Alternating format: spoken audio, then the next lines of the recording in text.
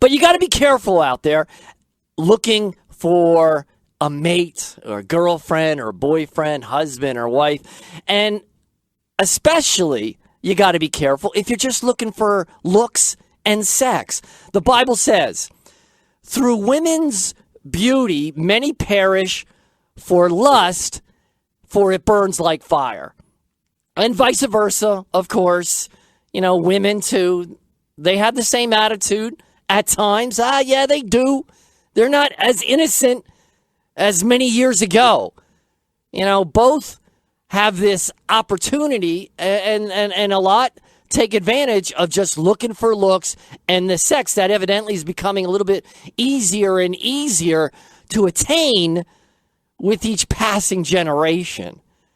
But we all have to smarten up for our own sake because it's a trap. Don't be so foolish because you're tapping into the temporary pleasure, possibly followed by lasting torture. You know, it eventually catches up with you. This is one of my best quotes of the book. It says, he follows her stupidly like an ox that is led to slaughter, like a stag that minces toward the net till an arrow pierces its liver. That sums it up pretty nicely. And the liver, we need the liver, right? That is a vital organ. We need that to exist. It's not like the appendix where you can do without it, I believe. Board guy, vouching for me? All right, I feel a lot better now.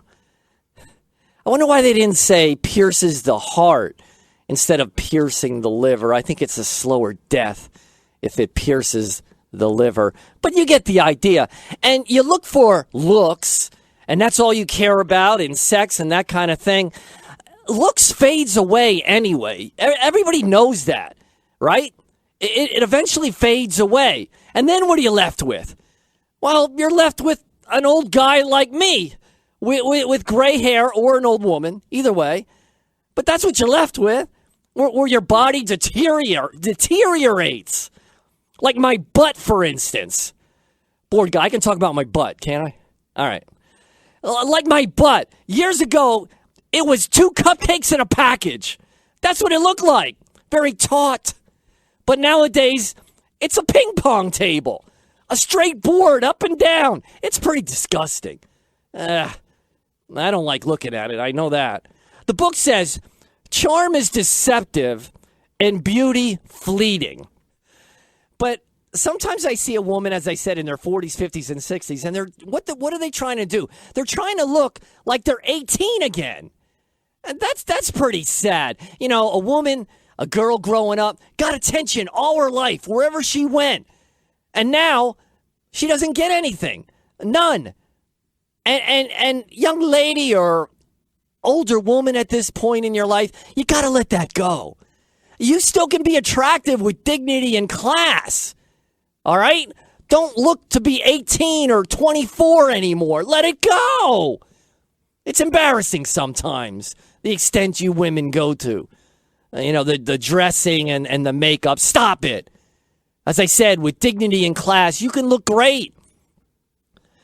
Although some women will say, no, I'm not listening to you, Robert.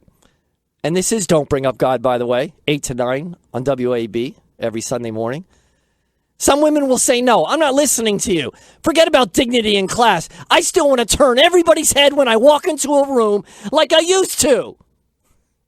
You know women like that and guys like that, definitely. Either way, again. But women especially, they want to be a brick house. Everybody remembers that, of course, by the Commodores. She's a brick house. And what's so great about a brick house anyway? Why would you want to be a brick house? They're not that attractive, are they? Are they that great? What about a nice log cabin? She's a log cabin. Yeah, either way. Those log cabins with Daniel Boone out in the middle of the forest, they're beautiful setups. Regardless, it would be nice to hear that song. I don't know where the board guy's head is at today, but I'm not going to question him. The book says, lust not in your heart after her beauty. let her not captivate you with a glance. With a glance. You know, you're at a club or a party and all the young lady has to do is give you a glance. And the guy melts. He melts right where he's standing like the Wicked Witch of the West. I get you, my pretty. And your little dog, too. Haven't heard that for a while, huh? Yeah, I haven't forgotten. But just with a glance. And right away, if the woman gives a glance or gives a polite hi or an excuse me as she's walking by, right away the guy thinks in his head, oh, she wants me. She's desperate. She needs me. She wants me. And all of a sudden the guy becomes obsessed with her, where in reality, the girl wants nothing to do with him. Guy, delusional again. And remember, love does not equal lust. Lust wants it now for me. And love waits for her. One takes and the other gives. Isn't that sweet? But it's true. Just don't let looks and the hunt for sex dominate you and control you. And not a good place to be. The book says, give no woman power over you to trample upon your dignity. Don't trade your self-respect for sex. No, you don't want to do that. Although some out there are saying, I'll take that trade. Oh, I'll take that. Nah, the penalty's too severe. Eventually it catches up with you. You know that, with all of us. So don't trade the self-respect for sex. Like trading baseball cards and football cards back in the day. When you had one Joe Namath and some Nimrod wanted to give you the whole Cincinnati Bengals team for one Joe Namath. No way. Keep Joe Namath with his big fuzzy fur coat. You got to keep him. So God in the Bible, just trying to spare us. All the Bible does is try to help us out on this planet, on this big rock that's spinning around in space. Trying to spare us from future problems. Spare us. Trying to spare us, like my calculus teacher. Yeah, at times I wouldn't do my homework in high school, and I would give all kinds of excuses. And she would say, Robert, just spare me. Spare me.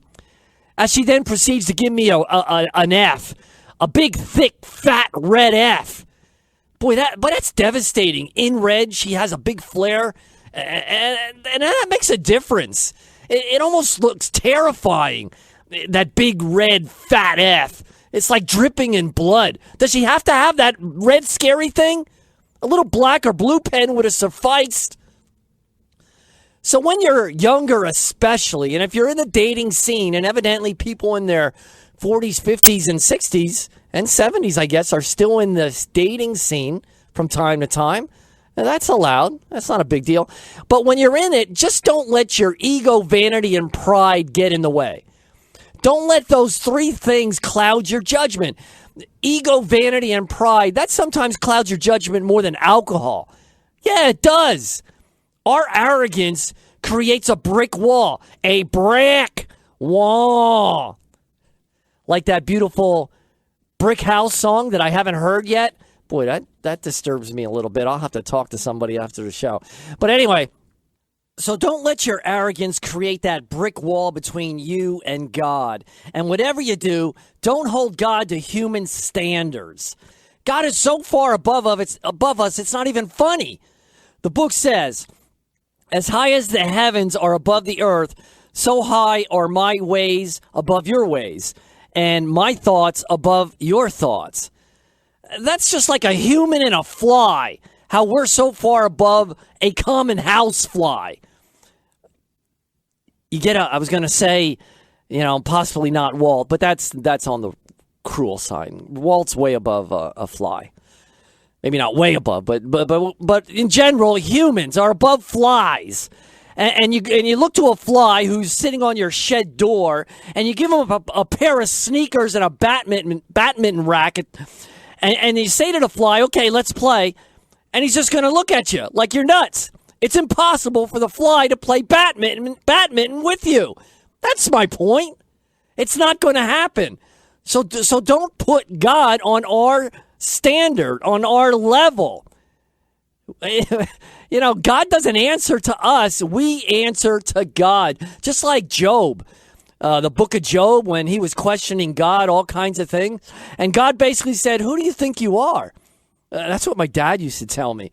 Who do you think you are when I would act up? He said that too often. My fault. The book says, God is not man that he should be moved to threats, nor human that he may be given an ultimatum. So keep that in mind. We need to hold our place. Don't overstep your bounds. I mean, seriously. Overstepping your bounds like a 2-year-old kid who you just gave lunch to as he's sitting in the high chair. He takes one bite, doesn't like it, and he shoves it on the floor. Remember those days with your kids? Just shoved it on the floor, and you're thinking to yourself, hey, little man, you just overstepped your bounds. You have to learn proper decorum. As your little boy's staring back at you, and as if he's saying, yeah, I did it. And I feel pretty darn good about it. He starts laughing. It's a funny situation, actually. But you can't let him get away with that. You have to teach him the proper decorum. So there's a big difference between God Almighty, who created this world, this universe, and you looking in the mirror. Just keep that in mind. We got another caller. Who's this? Hello? Hey, Robert, how's it going today? Barry, what's up? Yeah, what you said about love and lust, you just got to be careful. Remember, the devil utilized Eve in the Garden of Eden to seduce Adam, And that's the thing. We got to bring that up again. I read in the book where the Bible kind of went out of its way to say, you know what? Adam wasn't the one that was deceived. It was Eve. Yep. We have to talk about that again. I mean, for all we know, Adam didn't even know that was the forbidden apple that she gave him. Absolutely. That's interesting. We'll have to revisit that. And as far as you say, you got a wedding at 4 o'clock, you might miss the Eagles. Well, depending upon how they play, you might be better off. No, I shouldn't say that. I'm an Eagles fan. But their defense, their secondary has been getting burned up. Well, you're going to have to give me an update next week because I'm going to probably miss the whole darn thing. But it's early in the season, and right now, like you say, you're not really missing much. Well, hopefully that Eagles defense is the brick wall. Yeah, nice. Nice work. Bye-bye. There you go. See? Nice connection and creativity there. That's what I like out of my callers. That's a beautiful, funny note. The phone number is 610-720-7900.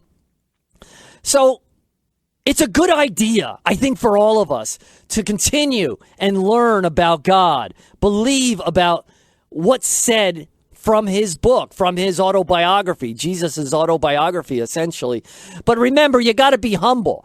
If you're not humble, you won't be willing to listen. Listen. You can hear, but are you listening? All of us. The book has so much good stuff in it. It just does. And if you think that you're going to find your answers in the way of the world, it's not going to work. It's in the book. And as a Christian, part of our job requirement is to spread the word. There's no doubt about that. The book says we provide encouragement to follow sound doctrine and to refute those who contradict it. I wonder if atheists feel the same way to teach and educate their falsehoods. I wonder. I hope not. And people say there's so many religions out there, and they all claim to be the best. Yeah, right. I've heard that a million times. Like a car mechanic. Oh, this is the best. He's the best. The best. He's the guy. Car mechanic. Oh, he does great work for great prices. And then you find out he's like all the rest. Shoddy work. Inflated prices. Total ripoff. And then there's some people that say, oh, there's so many different religions, but it's all the same God. That couldn't be more untrue. There's no chance that's a reality. Truth is exclusive. It's different from the other non-truths. That's what makes it truth. You follow? I'm not sure I did, but yeah, it's something like that. The book says, people will turn away from the true faith. They will follow deceptive spirits and teachings that come from demons. And people will say sometimes that all religion is fake. It's a big waste of time. It's just an artificial crutch. It's a placebo effect just to help you out, even though it's not real. Well, if that's the case, I don't want it. I don't want it. Like radishes in a salad. I don't want it. Or artichokes. What's with artichokes? I don't even like that name. Artichokes. Choking somebody. Who named that? That's not right. And I don't even know what it is. All I know it doesn't belong in a salad. So how do you figure out what's the difference between truth and fakery? What's the best way to do that? Well, the best way to do that for all of us is to read the book. Read the Bible, because the more you read it, the more you can discern what is true and what is not. The book says it trains us to reject godless ways and worldly desires. That's a beautiful thing. We need that with all this fake fraud stuff in our face every second of the day. You don't know what's real or fake, or is the guy telling the truth? Is he lying? Just like that court thing. And then you got to have a lawyer to defend yourself. Lawyers. Oh, that's another story. But the book, the Bible, especially the Gospels, that's where we get grounded and calms us down, gives us that strong foundation. It gives us the answers and explanations of life and death. Otherwise, life and death is meaningless. It's like, why are we here? We're like animals chasing temporary pleasures, and that cycle never ends. We're like a rabbit chasing a carrot in front of your nose. And that becomes exhausting, chasing it all the time. Temporary pleasures. Carrot in front of your nose. And remember, you guys out there, remember to trim your nose hairs. Now, I'm just saying. And I sometimes don't catch a hair out the nostril sometimes, too. You know, it can be hanging out there a quarter inch, half inch. It can be very distracting. And then you're talking to some guy, and you feel kind of sorry for him. He's trying to make a strong point, and you say to yourself, does he realize there's a hair sticking out of his nose? You can't make a solvent point with a hair sticking out of your nose. Just take a good little scissors, and trim that thing. Come on now. That's part of hygiene. My wife taught me that. So don't chase something that's unattainable. And most of it is. And then even if you get it, it satisfies you for like 4 minutes. And then you move on to your miserableness afterwards. But Solomon's a good guy. He said, life is an enigma beyond human ability to solve. Remember that. Like the coyote chasing the roadrunner. Beep, beep. You're never going to catch him. It's futile. Just know that there's just a better way.